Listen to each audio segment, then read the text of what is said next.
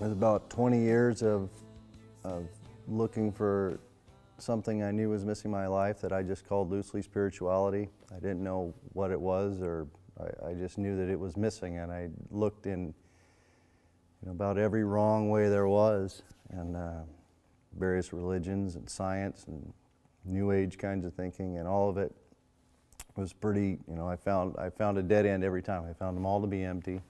If it hadn't been for a conversation I had with a buddy of mine who's a Christian, I know that I would have got beat down again, but that's where I was before.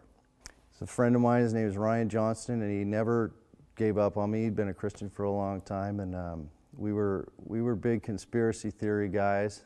I said to him one day that I was convinced that the world was run by evil, and not just evil, but satanic evil.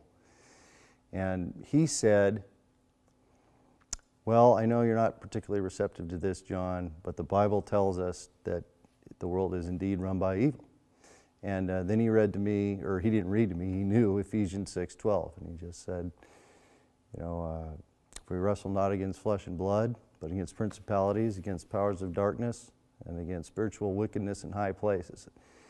And I said, it says that in there. That started like a chain of events going on that was pretty quick for me. I ran around, I found a Bible in the house, I looked at it, and then I saw the verse right above it, which is Ephesians 6:11. It says, put on the whole armor of God that you may withstand against the wiles of the devil. And it's like something happened in that instant, because I knew that that's what I didn't have. I didn't have any armor. And then I knew I needed it. So I asked Ryan, I said, what do I got to do to get the armor? He says, you already have the beliefs. All you have to do is make a prayer. And he told me what that prayer had to be like, and that prayer was sort of intimidating to me. So I felt like telling God, or telling Jesus, that I was grateful for his death on the cross. That wasn't the hard part, but telling him that I needed his help and I had made a hot mess of the life that he gave me seemed like the last thing he would want to hear. But I started that prayer that night.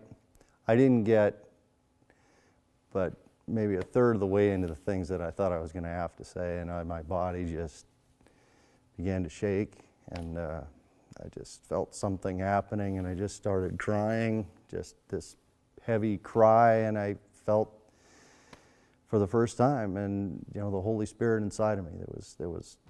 He was with me and crying with me, humbling beyond belief.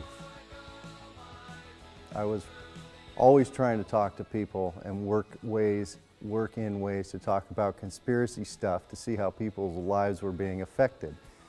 But what's funny is I never really had any actual answers, and I don't know where I was going with any of that stuff, but I was always just trying to open eyes. But I never actually had anything that important to say until now. And I've come to realize that really the one thing we're called upon to do is to fish. That's the thing we're asked to do, is to minister when we can.